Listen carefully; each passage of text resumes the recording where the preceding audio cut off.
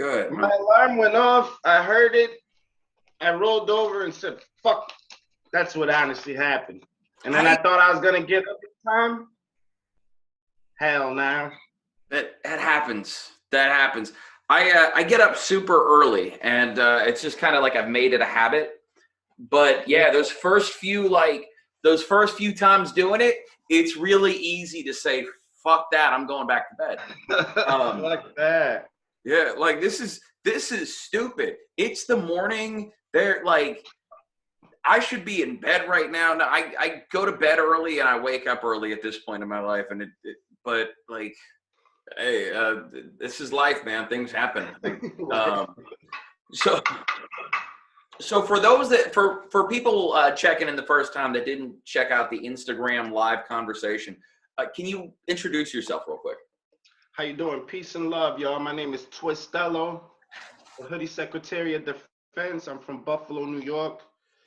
I'm just a little old MC. You're out here carving my way and representing hip hop to the fullest, man. Buffalo, New York, all day. So where are you now? I am currently living in Oregon right now.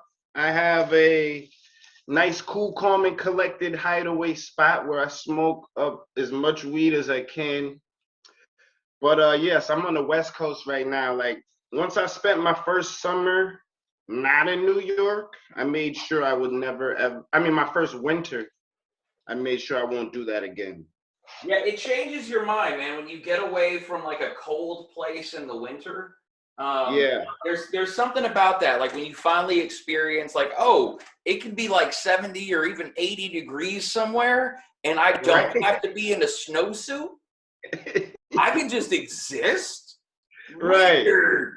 You'd be like, where were my parents thinking? Yeah, you end up getting mad at your folks. Like, why did you unadventurous mother lovers? Like, why? This is why people don't go to the West Coast and then move back. You've never heard of an East Coast rapper moving to LA and then moving back. They'll stay on the West Coast. Maybe they won't stay in LA. You know, right. Maybe they'll move to Oregon. Maybe they'll move to, Washington. But they're not. Yeah. Actually, they're probably not moving to Washington because that shit's cold too. I'm not gonna lie though, Washington, because I'm 10 minutes from there, bro, and they haven't had a lick of snow. I'm not sure about that north shit, but I'll tell you this: people complain about the rain. I'll take rain for winter any day. Coming from Buffalo, yeah. So, but I'll tell you though, when the snow hits in places like Seattle and Portland, like it'll jack you up. Like if you're in, if you're in Vancouver and then you get 10 inches of snow dumped overnight, you're like, I wasn't expecting this. Holy smokes.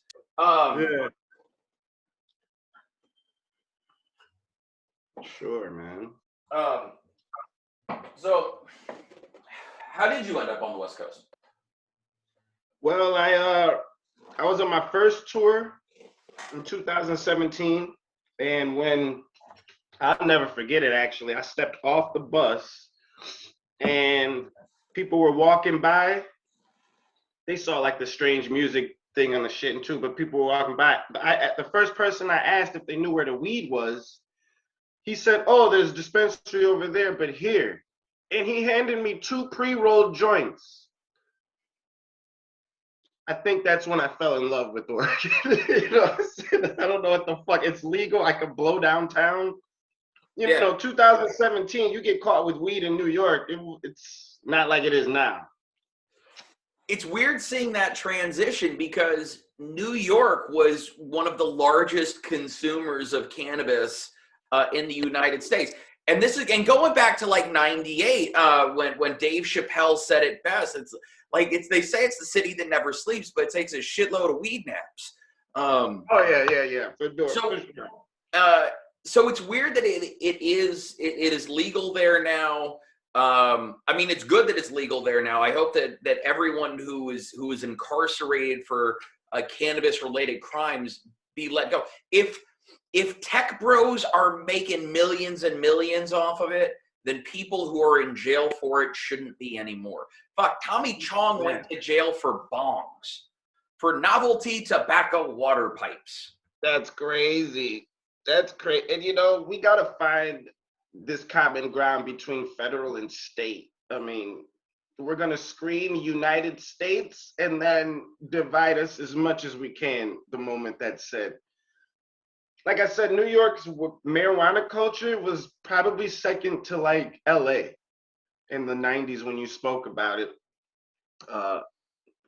We get a lot of our shit from the borders on the water. Little different style of culture compared to those who grow, but you're right, man. You're right, man.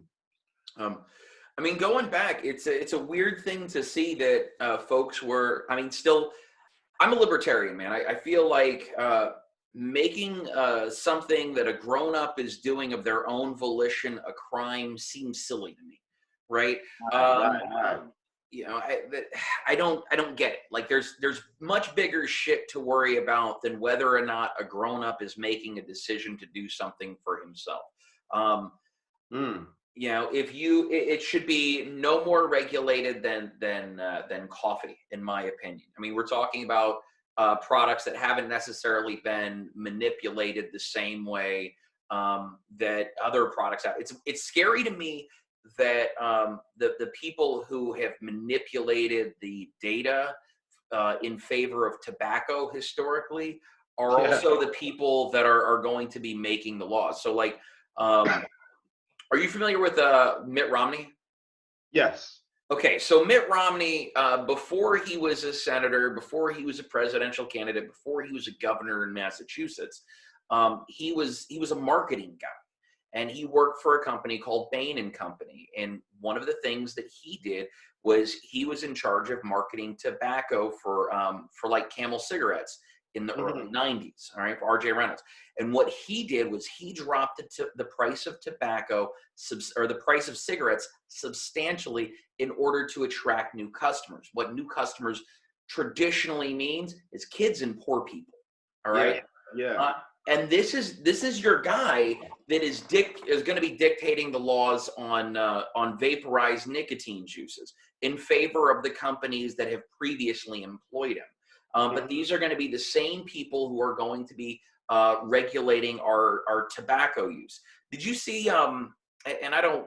You know what? We can stay away from politics if you want. It's anything we want to talk about here. All right. No filter, man. So the president of the United States is interacting with the president of Russia, and he doesn't understand that the cameras are rolling, right? This dude doesn't realize, like he's being recorded, and he doesn't know he doesn't understand the technology that he's using. And he's ultimately going to be the guy that pencils his name in on whatever the laws are that dictate artificial intelligence or whatever dictate robotic uses in the future. That's ultimately going to be the guy, right?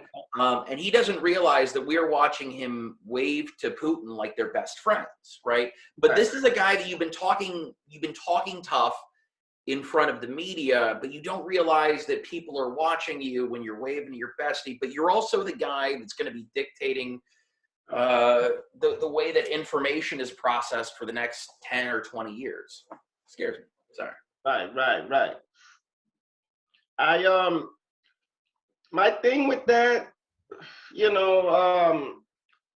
I try to be as honest as possible when it comes to things like this. And I feel there hasn't been a president that we've had that genuinely cares for us. I say that vague and like to categorize them all, but every single president we have had, including the one we currently have, even though he's not done, it's same story, different actress or actor. And myself, I'll be honest, I only was like excited when Obama became president because he was a black man. I'm not gonna lie to you. I didn't know where he stood on shit. I didn't know how he felt. I do know when he was done being the president. My father's from Ghana, West Africa. So I look back at what he did in the 8 years. I saw nothing done for the continent of Africa, and I was shocked because I think he has some ties to Cameroon or something like that. Kenya. Excuse me. By the way, according to his brother and his grandmother, he was born in Kenya. So that's just a whole nother. That's a whole other thing. But here's what's crazy. So like it's crazy. It's funny that you mentioned that. But are you familiar with a guy by the name of Francis Ngannou? No. UFC heavyweight champion. He is from Cameroon. Now, Okay. since becoming UFC heavyweight champion, he's been he's built a mixed martial arts school in Cameroon. He's brought in a high-level black belt to teach kids jiu-jitsu. He has. And I'm not saying Francis Ngannou for president, but he is a step in the right direction. But listen, you're so accurate. The soccer players from there, like David Drogba, I believe he's from the Ivory Coast, neighboring country of Ghana. These guys build hospitals, roads, and they're going off of their salary. Akon, let's look at Akon. This man is showing all of the Christian foundations and all of these charities. What the fuck are you doing with your money for the past 20 years? This guy has had the opportunity for maybe 3 to 5 and has made strides. He's damn near built a city out there in Senegal. That's what I mean. Like these presidents with these crazy $1 trillion budgets, etc., you can't figure it out, or they don't want to figure it out. And it makes me sad and not interested to figure out why, you know? I'm going to go ahead and imagine, and I like to imagine the best case scenario, right? Because I know that if he may or may still not, but if I'm not mistaken, Akon at one point did own a diamond mine. Good, yeah. I'm not sure yet. I'm going to, well, you know, like he's from Senegal. Like I'm sure he knows somebody that may or may not be loading a. Who know where the hot spot is? Yeah, they're like, listen, Akon, you're a local man that did great. Everybody's singing your songs all over the world. Dude, there was a remix for Locked Up specifically for Germany. Wow. Okay, so like he adapted to markets around the world. Okay, wow. Like you thought he was like, oh, Locked Up is cool over here, and then he did the production, not just the hook for Soul Survivor. All right, the man was doing production. He wasn't just singing hooks. So I'm a dad now, and I got a bunch of kids. You're darn tootin'. You know, like he was making his money around the world. He was getting international publishing checks. And so somebody was like, hey, Akon, I know a guy who's offloading a diamond mine. And I'm going to imagine that as far as diamond mining land barons go, Akon probably did a lot better than a lot of the shitheads. He was probably like, I don't imagine like the creepy, scary blood diamond shit was happening on his watch. Right. And that man is, like you said, he's building a city in Senegal. I think when you get rid of the bureaucracies, right? We're talking now like almost about governments and charities, right? When you start building a charity or a foundation and it starts employing lots of people, right? Those lots of people who have now spent 5 or 6 years in this charity getting an income, well, they're going to want a pension, right? They've been putting a lot of years into this, and darn it, they've raised a lot of money for a lot of people. They deserve a pension. And you know what? You're right. They've been here for a long time since they weren't getting paid, and they should get a pension. And eventually these things kind of become bureaucracies, and then they have bylaws. And that's when you end up with like, and I don't want to say the charity's name because I could be wrong, but you give them $1 and 90 cents of that goes to administration. Maybe 10 cents, if you're lucky, goes to the actual charity. And so, yeah, you're talking about Christian charities, you're talking about all kinds of charities where there's no oversight and there's no money going to and resources going to people that need it. And I think it sounds like Akon was able to get around a lot of that.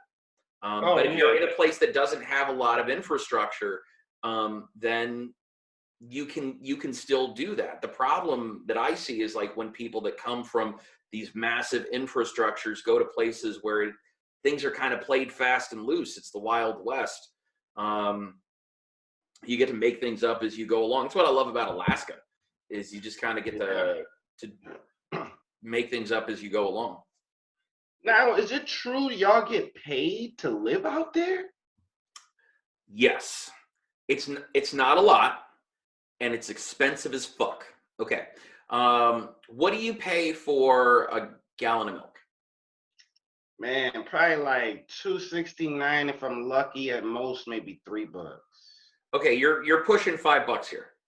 We're getting really there. I think we'll be there before spring.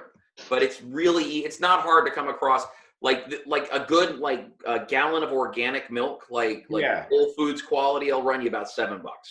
Like an oat milk's like $7-8. Everything's more expensive because remember, it's either got to get here by water or it's got to get here through Canada, right? And so if you're on a train or you're on a truck, you still got to pay for that gas. You still got to get it up there. You got to pay any shipping taxes, all of the stuff that it takes to get there. However, one of the cool things that we have here is like I can go fishing for a day and feed my family for a week. And it's salmon or it's halibut. Like it's the good shit. It's the stuff that you're paying $20 a pound for. I've got a fucking freezer full.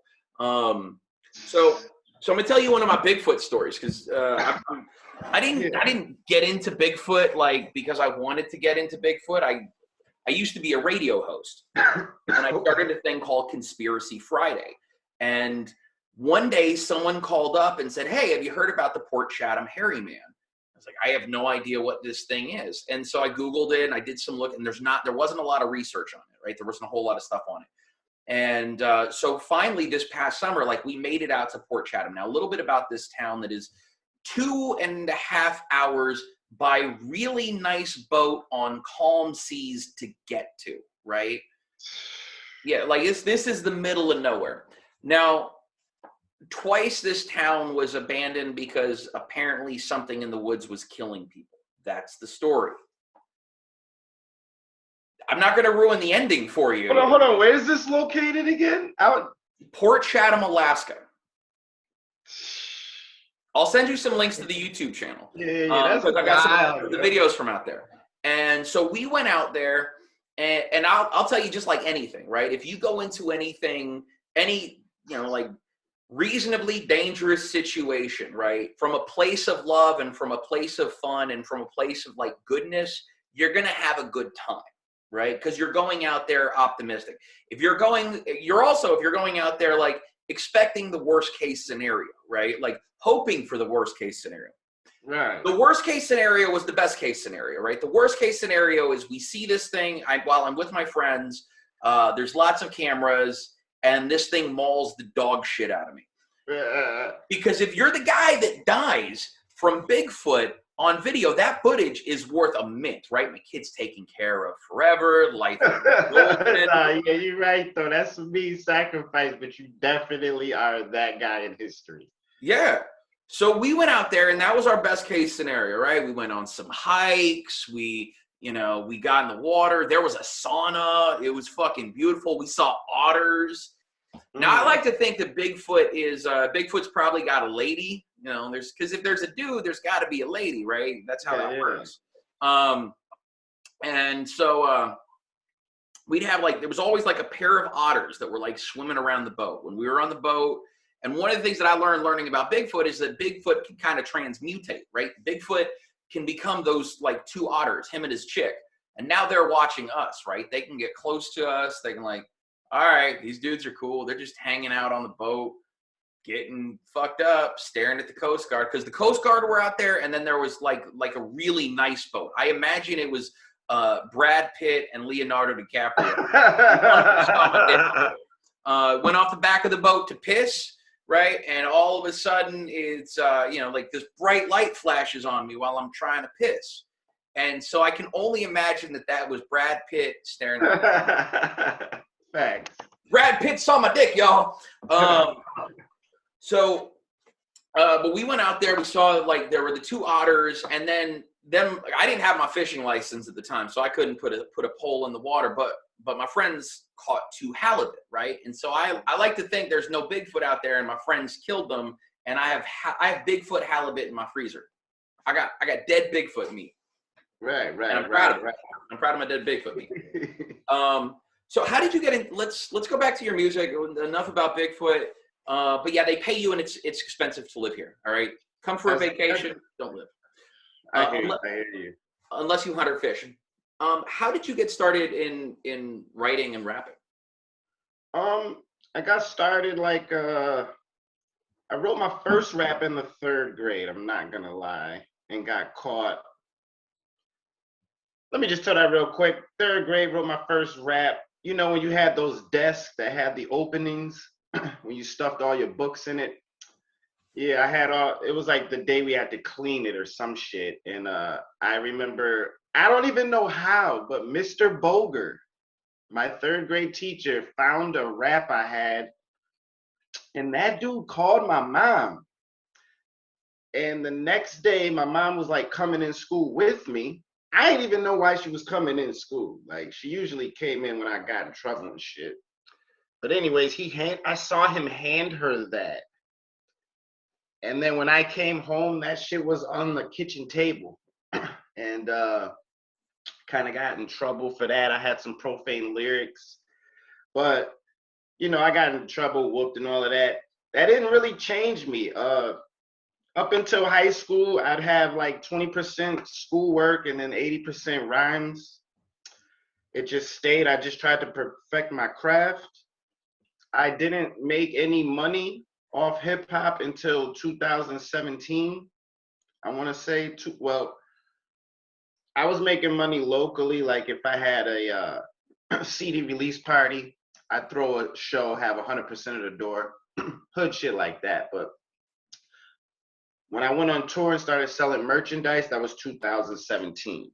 And I want to say it started there, you know, different outlets came out. I was fucking with MySpace in the beginning, like on that shit, and they elevated, and I would say I digitally elevated as well.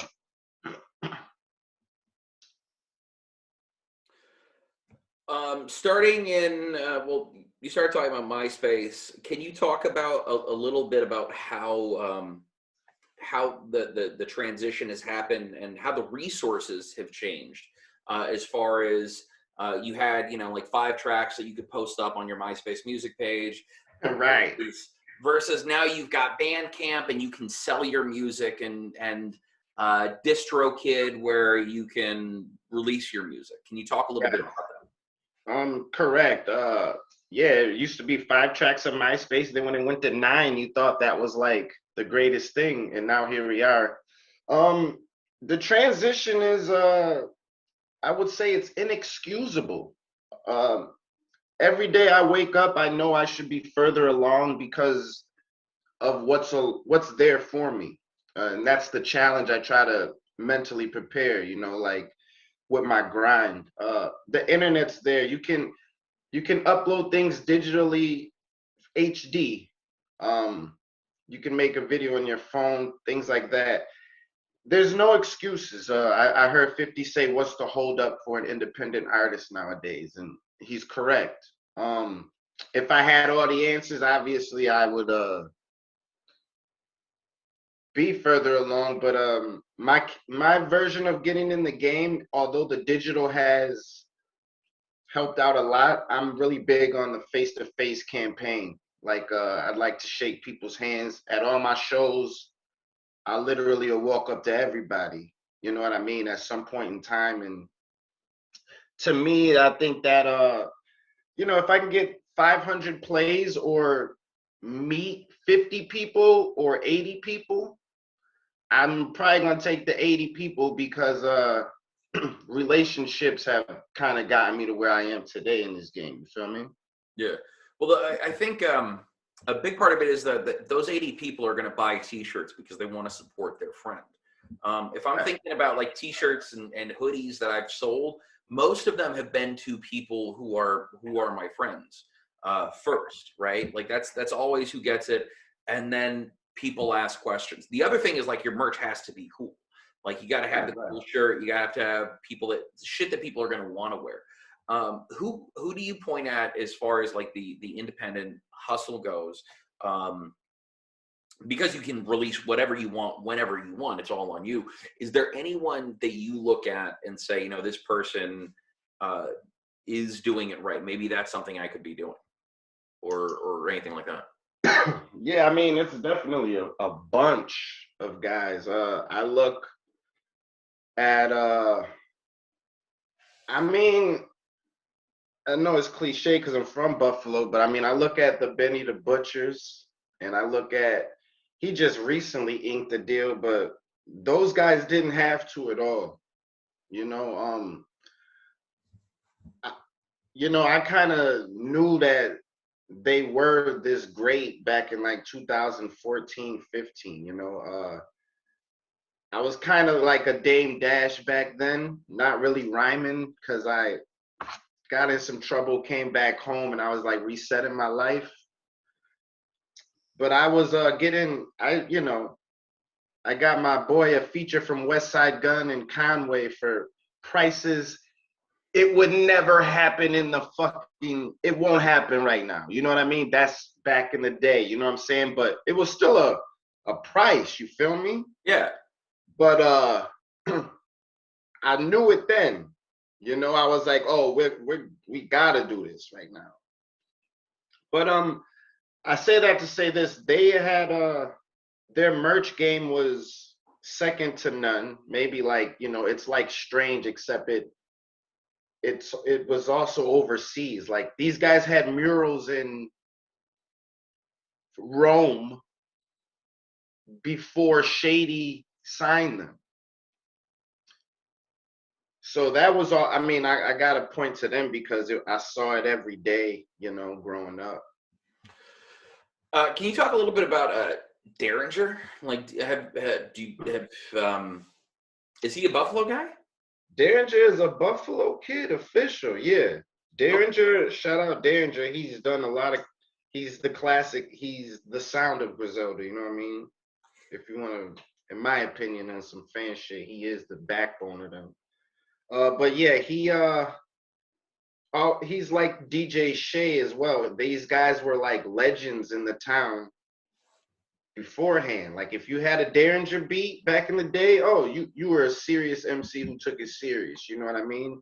And I've only had like a few interactions with him, but I remember I had on a Fly Guy hat downtown, and I think this was Conway's It's Getting Spooky, and Prodigy from Mobb Deep was there, Static Selector.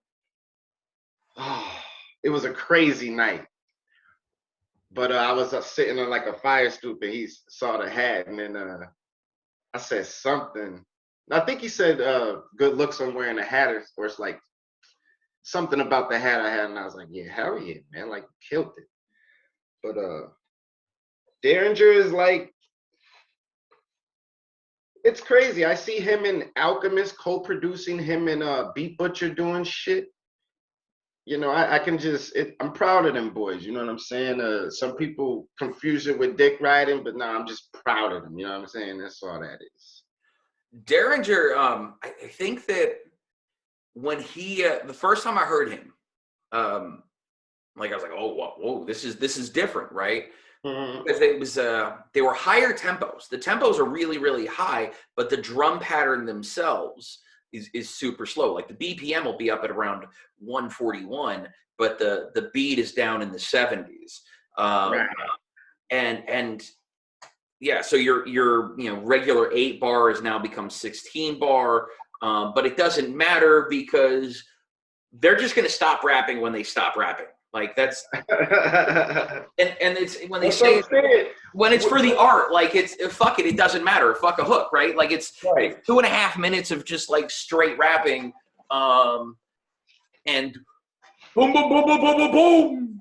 Right. And look, like that's our style. Like I heard someone question, like Wes said it best. Like New York changed their style, Buffalo never did. Buffalo never changed. What you hear from them, you hear from me. You hear from the guys from Rochester, 38 Special, things like that. Like that's how you had to rap at the lunch table. That's how you had to rap outside the shows if you thought you was nice. And then from there you get opportunities to open up the cats when they come here. You know what I mean? Like it's levels to this shit for real where I'm from, you know? And yeah, I'm just blessed to be in a position I'm at, you know what I mean? To be like in West Bubblefuck and seeing people like fuck with our slang and beats and all of that. It is weird to hear people, so many producers mimic the sound that Derringer really kind of pushed. And I think that a lot of people made really fucked up and made the Alchemist comparisons, but I do think that the presence of Derringer definitely put a different battery in the back of the Alchemist. Of course, all of them, all of the DJ Muggs.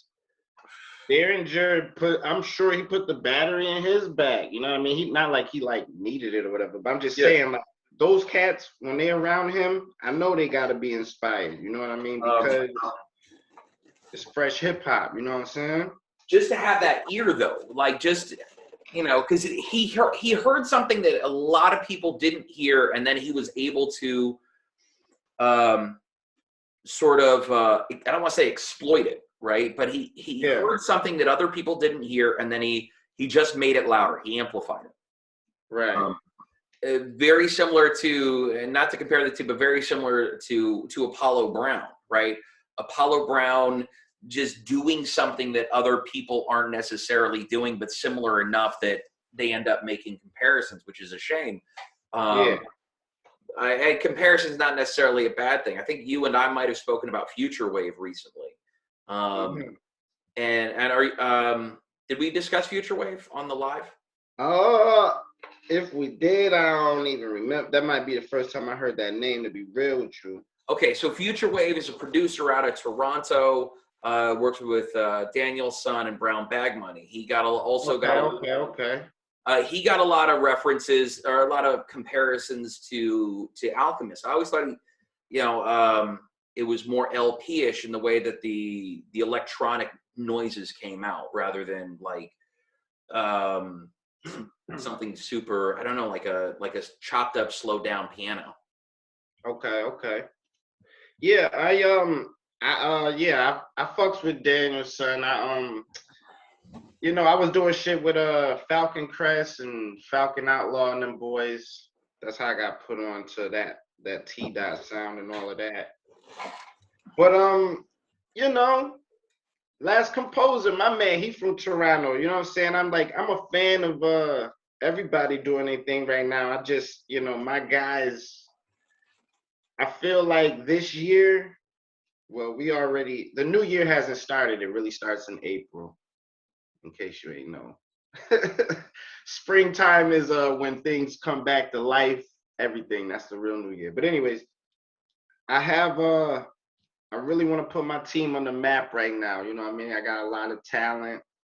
I think I got to take that leap and just roll the dice and showcase them the best as I can this year. Can we talk a little bit about your team and who you have surrounding you? I appreciate that. We got Abraham Lil's son out of Nice, France, by way of Congo. We got Isla coming out of Cali, Colombia. We got Last Composer coming out of Toronto. We got Twistello holding down Buffalo, New York. Y'all know what it is, man. Yeah. So one of the, and I can speak on this a little bit, coming from Germany. There's a different sound when European producers make a beat, and I don't want to like generalize them at all, because I think that it's absolutely based on the individual, and a big part of it is like what kind of music they were surrounded by when they were kids. Right. And sure. So if you've got a dude from Nice, France, who's originally from the Congo, he's going to have some really, really interesting sounds that influenced him. And that's what makes it really special. Because one of the things he mentioned was like, that's how a lot of people, or that's how everyone rapped in Buffalo. That's how you had to rap if you wanted to get on. Well, now you're talking about like, what does it take to get on in France? And in France, I mean, you're talking about going back to like the mid 80s, with guys like in the 90s with MC Solar, who was, I don't want to say he was like the French MC Hammer, but he was very kind of like classically French in his linguistics. And he was someone that, I don't want to say, he's probably more the French Macklemore, right? Like, he spoke very clear, very concise French, and it was more like jazz than it was hip hop. Okay. And so you have him, and then it transitions to like, now it's like drill shit. Like it's drill, it's this, it's all over the place. And there's a new generation and there's an older generation of everything everywhere. Right. So on one hand, you have like the French drill guys, but on the other hand, you have those dudes that are like, if you have guys like the Alchemist who are really crate digging, like in the States and overseas, think about the sounds that have already been plucked by the guys that live there. Correct. Yeah, like that's what the master of crate digging is. Like I do think about that. I think about and honestly, that's kind of the X factor, what you just said, which is kind of what we do, because we do tap in with if we find out there's something called Korean funk. I'm mad I even just said something like that, but like they tap in. Yeah. You know what I mean? And they embrace it on their own. So there's Korean hip hop. So you remember the Gangnam Style guy? Correct. So he was like, he comes from the Yangon crew, right? And those like the YG fam, like those dudes are like hip hop. Like everywhere you go, like there was Korean jazz, Japanese jazz. There has to be Korean funk. And if you are a rap producer in Korea in the 90s, and goddamn it, doggone it, everybody, that person exists. And that person was making beats. And the records that they had were probably like Korean pop records at the time.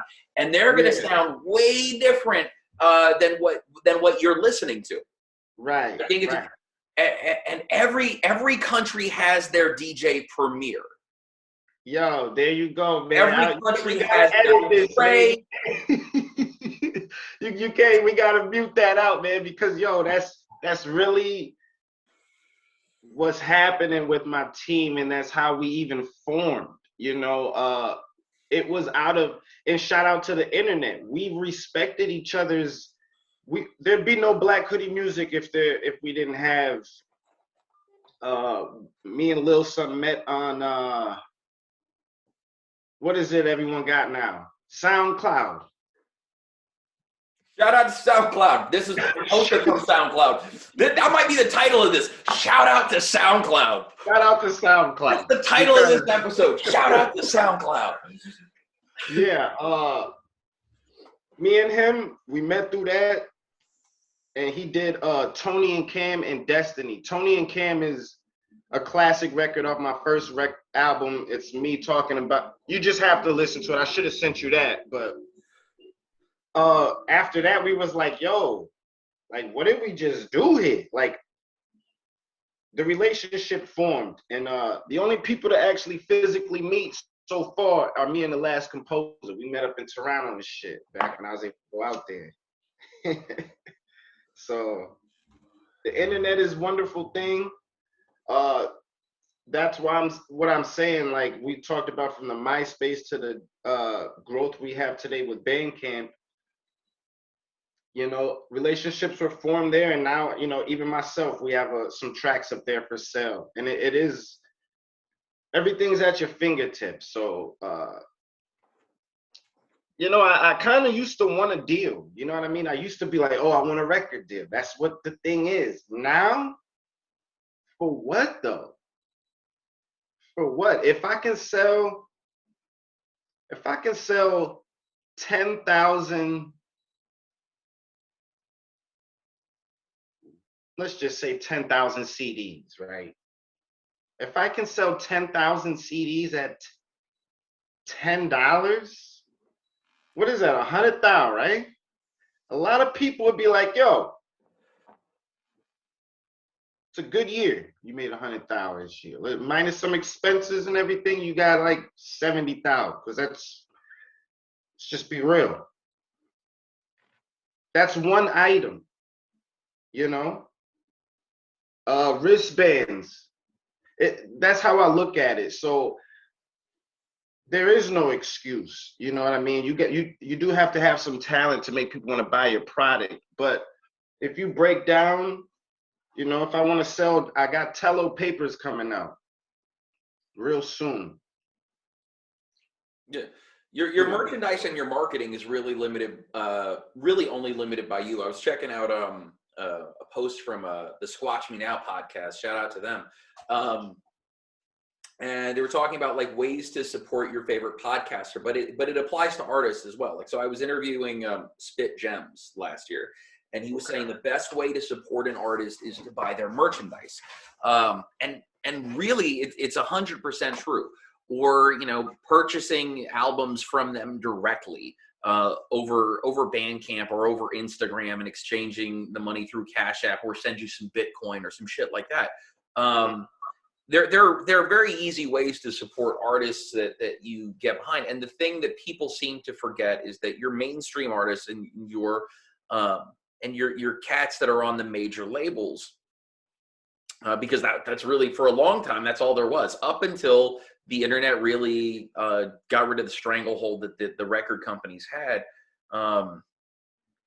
These artists now, they're in the 360 deals and giving up. Now you're giving up your merchandise, you're giving up this, you're giving up your touring, which was, as an artist, how you made a lot of your money back in the day. You would have, and still, like, if you're an independent artist, you can deal with a promoter specifically. If you're doing it through the record company, well, now the record company is charging you to put you out on the road. The record company is charging you, and you, the artist, are paying for your hotel room. Record companies are not, they're not made of good people that are necessarily wanting to do right by the artist. But we also live at a time where you can be your own record label.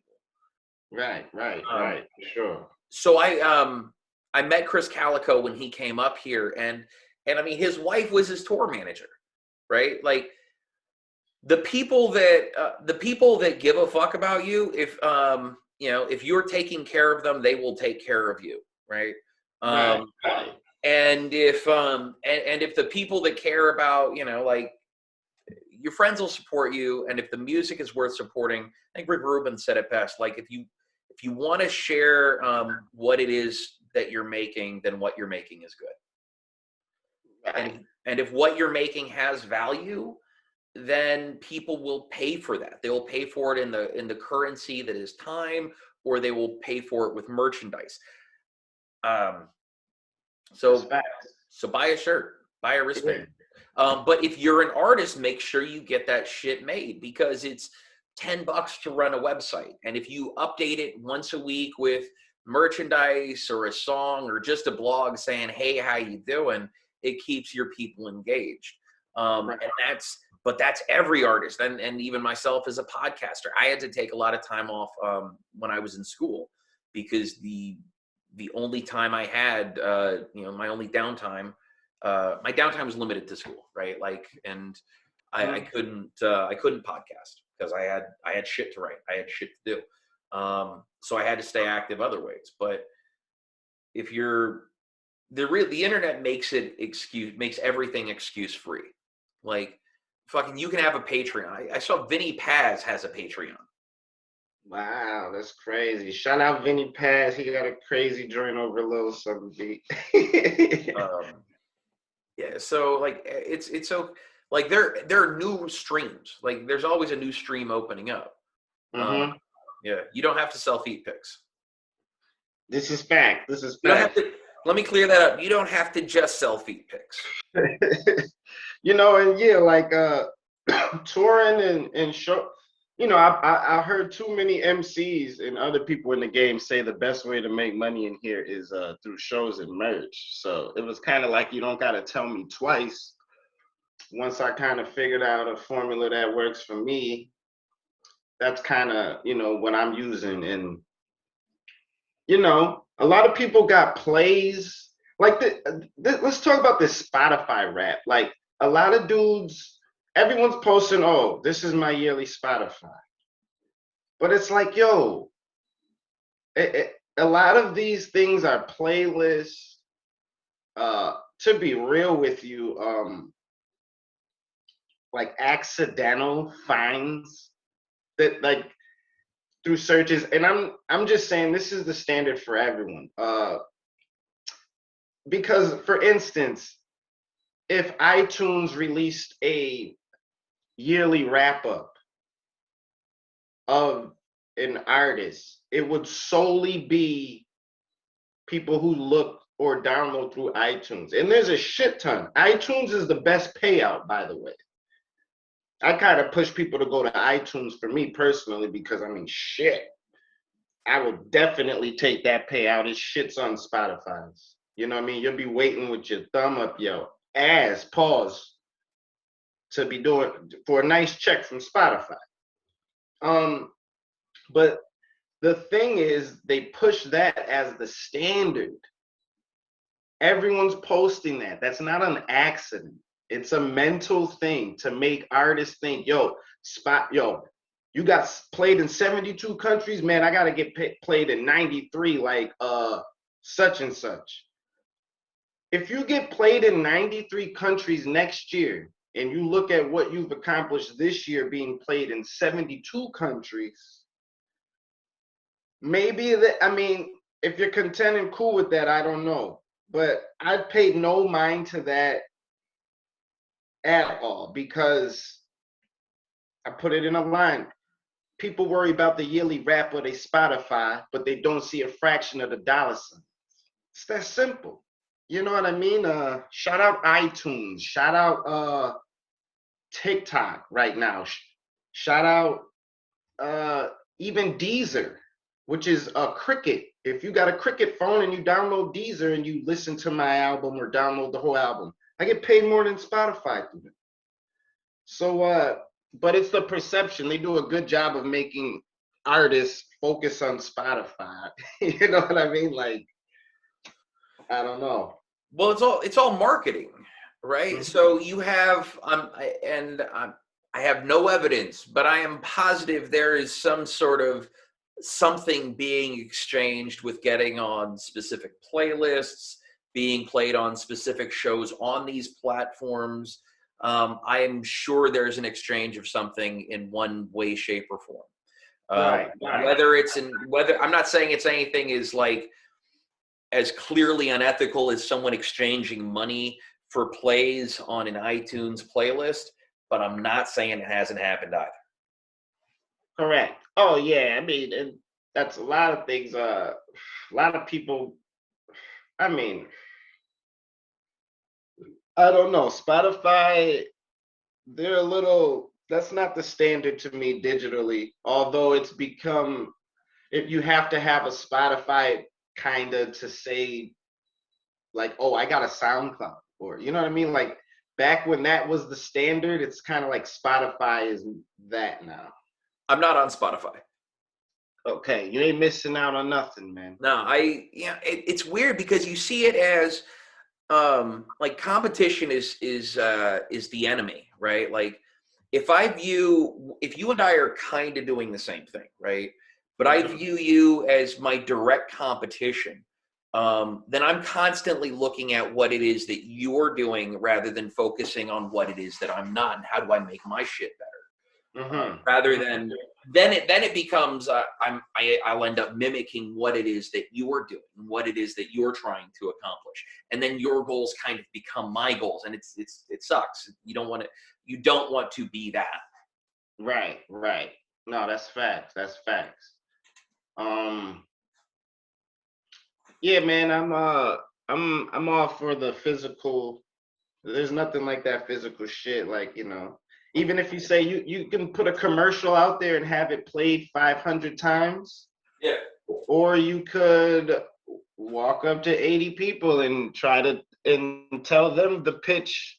You know what I mean? You got a higher percentage of reaching half of that, which would be 40, as compared to like 250. Like, people's attention spans nowadays aren't that, but to talk to them, show them, and the physical shows. I mean, my show is what separates me from like 92% of MCs out right now.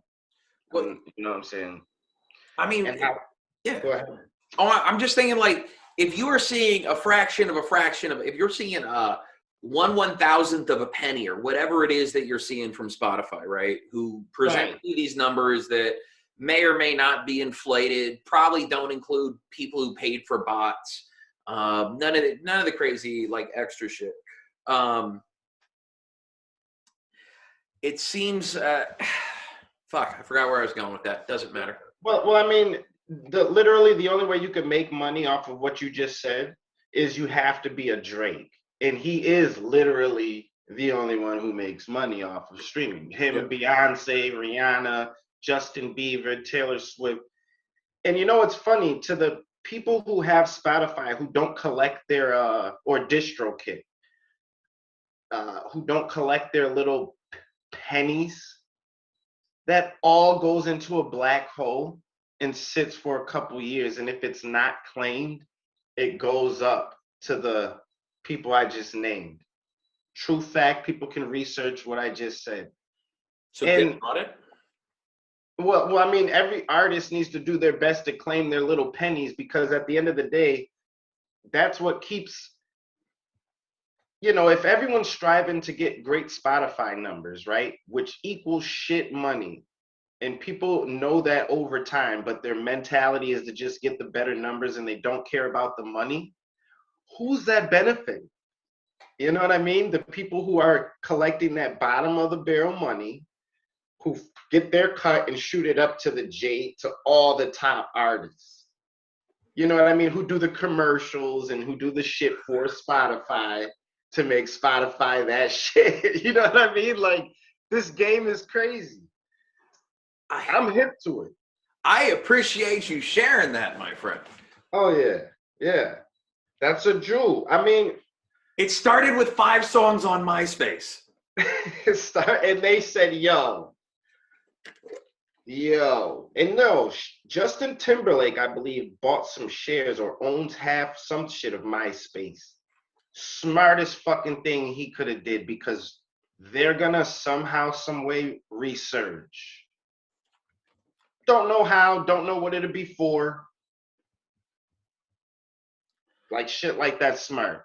Okay, so I hope so, because when you start talking about the metaverse, right, and the fake universe, that's where you start getting into scary territory, like the technocracy and the concept of living forever. So like guys like Epstein and Gates, they are technocrats, right?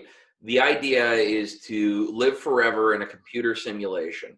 The idea now is, you know, like, how do you get there? How do you get it if you're Bill Gates, how do you get as much technology wrapped up between now and when God takes you home, so that you get to live off in that metaverse and continue to make decisions and exist, right? How do you get there?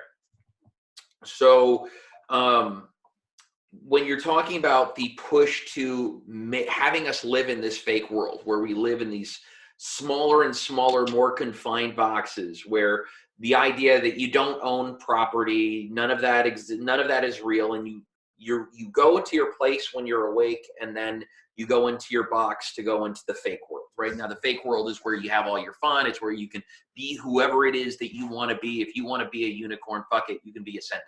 All right. Mm-hmm. Do the thing that makes you happy, so that you aren't the thing that you are in the real world. All right. So like in the early days of the internet, when like grown men would say that they were like 18-year-old girls. That's going to exist, but those people are going to exist in a whole other capacity. They get to be that girl. Like, Right. and what I mean by that is, like, dudes would be in chat rooms saying that I'm an 18-year-old girl, you know, and you had an imagination to work off of, right? Like, you're going to get in your Ready Player One suit, and you're going to live off in space, and your world is going to be whatever you want it to be. Now, the property around Snoop's imaginary mansion sold for 1.4 million real dollars. Right. So they're selling real estate in a fake world, is what I'm getting at. Oh, you hit it on the nail, which shout out to people like Brother Ben X. Digital real estate. I'm doing my real research in that right now. For instance, I'm looking at my screen, it says setup professional.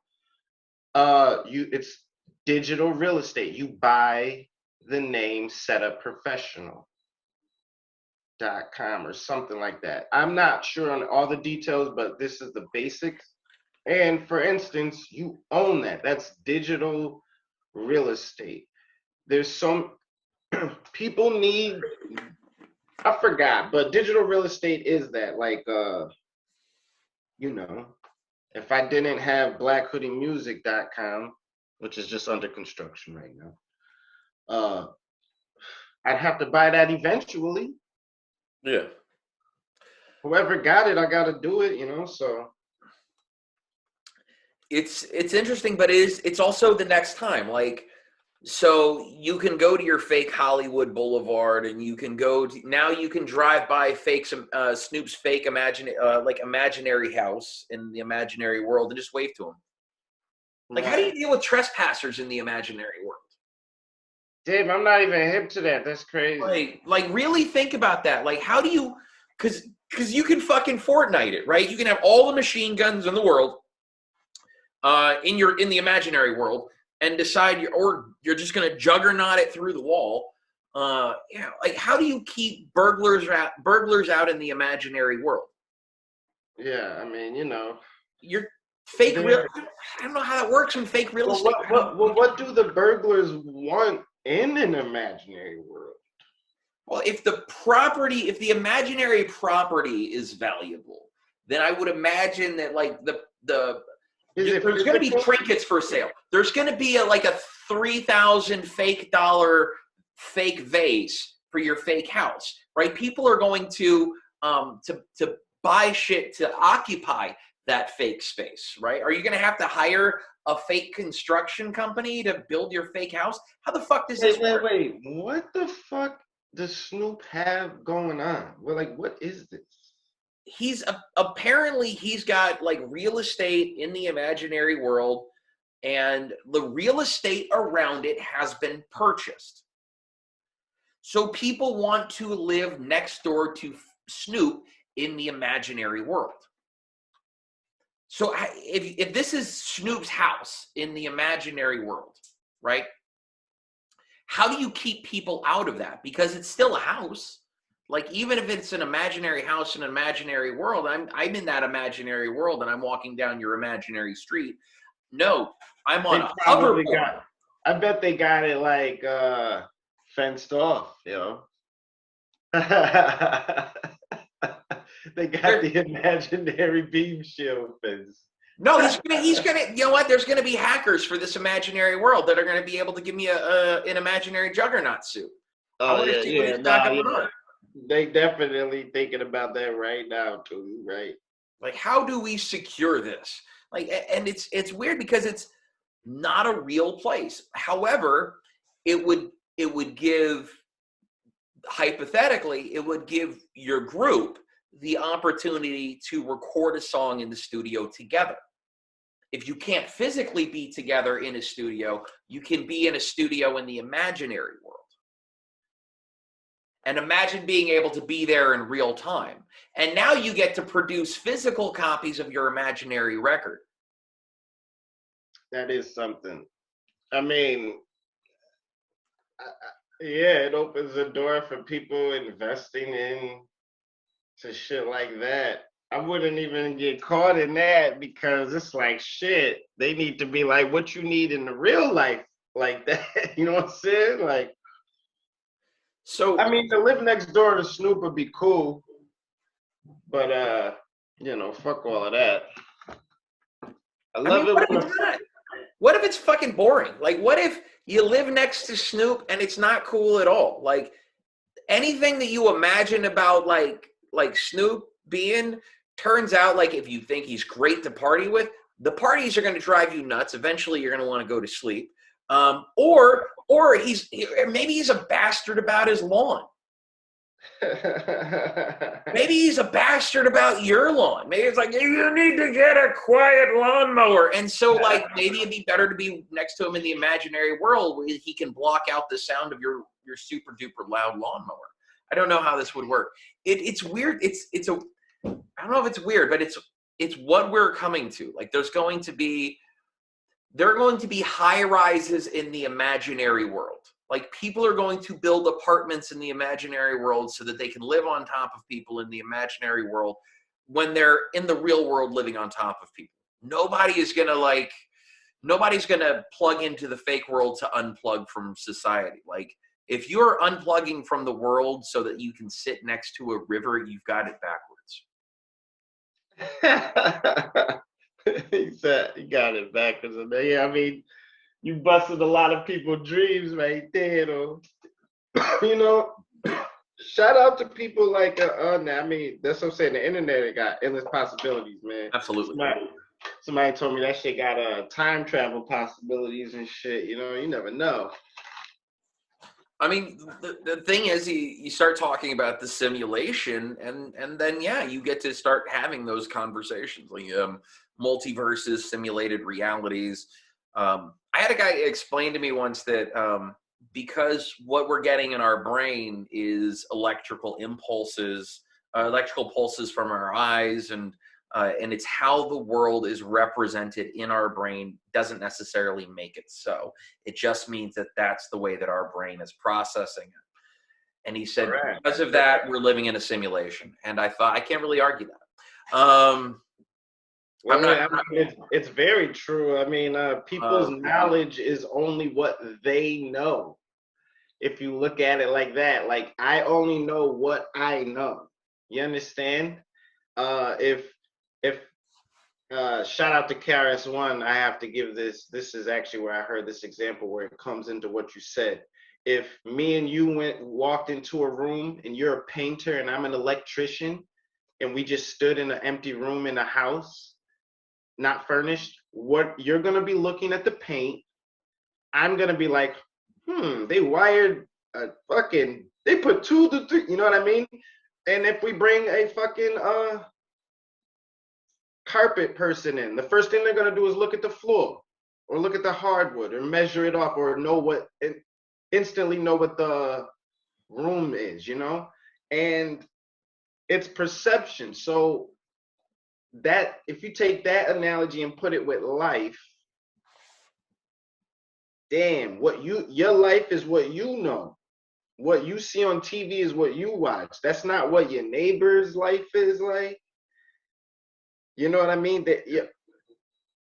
Which would be, that could be the difference in upbringing or clashing, or they think your lawnmower is too loud. You think yours is quiet because you watch fucking loud shit all the time. And then maybe we really are living like that. You know what I'm saying? I stop and pause as much as I can to just calm down, you know, and just relax and give praise and thanks that I'm just here, you know, because if that is the case, you know what I'm saying? That's my peace of mind, you know what I mean? And I'm gonna say this, man. Shout out to my mom's, man. She said, you know, and we even look at crazy people, right? Or someone talking to themselves, walking, scratching their head. My mom said, they're crazy, but they're on the sidewalk. If they were crazy, They be doing that shit in the middle of the street, zigzagging, literally. You know what I mean? There is drug influence, yes, and mental, which they call schizophrenia, yes. But before those things were introduced to us, and before schizophrenic and bipolar and things like that were words to us, those were translated as other things. No matter where you were, it was seen as, oh, maybe they might have a bad spirit in them. Or if a child was born handicapped, it was, it depends on the culture. But as we've advanced and our minds have, we categorize things. But to be real with you, man, like even with this music, I love doing it because I feel like, what's beautiful about it is when I'm not here, that shit stays in the atmosphere. It literally does. My words are, let me tell you something real quick. If an alien landed here right now, right? A bunch of them in the hood, for real, let's say this happens. First thing I would do, I would play something like, I don't know, I would play a Wu-Tang, something. I would play a great hip hop song because you know what? They say music is a universal language. Why the fuck do you really think they say that? I think it was Chuck Berry, a Chuck Berry record that went out on the Voyager. Like, so when aliens finally break into the Voyager spacecraft, they're going to come across music from Chuck Berry. I hope they get like Bob Marley. I don't know if he went out on the Voyager. No, I feel you though. Oh man. But think about that though. Like an alien would instantly, it may not know the language. It may sound like us listening to a New Zealand or something. It may be a language we don't know, right? I wouldn't play Bring the Ruckus, and I wouldn't play Protect the Dead. No, think about that for a second. If you are talking to an alien, right, and they're like, play us your music. Oh, Bob Marley. Okay. All right. Good. Because your first statement was the Wu-Tang Clan, and I thought about that. I was really deep in thought. I was like, man, maybe I wouldn't. Fuck it. Pinky Ring. I'm not playing that. I could find one though. You could probably play like Impossible. You can dig like. Yeah, I could definitely. There was forgetting the track, but it was the one with Isaac Hayes. Can't Sleep. I believe it's Can't with Ghostface. Yeah. Yeah, I cried. Cried the first time I heard it. I haven't listened to it since because I cried the first time. That's what I'm saying. No, I would play like something like that, but they will recognize the rhythm. Is my point. They would recognize the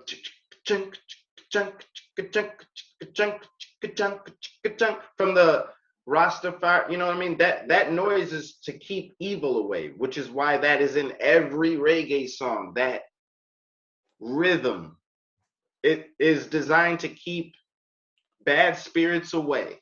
Okay, so I mean, if that did happen, and you know what I'm saying, I would I would handle it kind of well. I think I would make sure shit would be good.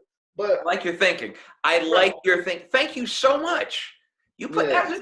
It's a really good answer. It's a really good answer. I didn't know that.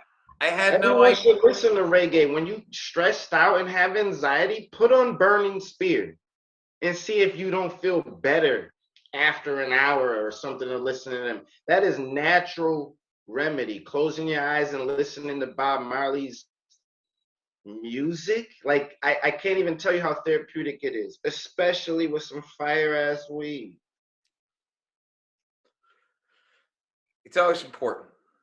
It's always important. It's like, I don't want to say it's always important because then there's going to be somebody like, well, you're not always listening to music when you're stoned. But there's something about really like being able to enjoy music, to be able to throw on some headphones and really get the ultimate relaxation in. Oh yeah. you know, I mean, stretch out a little bit. and the power of Bob Marley, real quick. I just want to say, listen, that's probably why they had to off him, because I saw Ziggy Marley perform, and for one, it looked like Bob was on stage. But when I looked around at that concert, it was thousands of people. I literally saw every walk of life within glancing around me. Every walk of life. I was around elderly, young people my age, all races, you know, and walking out, I saw every single person there. I can only imagine the power his father had doing that in the 60s and 70s. All right, so I've got to run to the other room for a quick second, Yeah, hold it down. But I want to bring that up, the death of Marley, and I want to share an idea that I have zero evidence of regarding the late great Prodigy.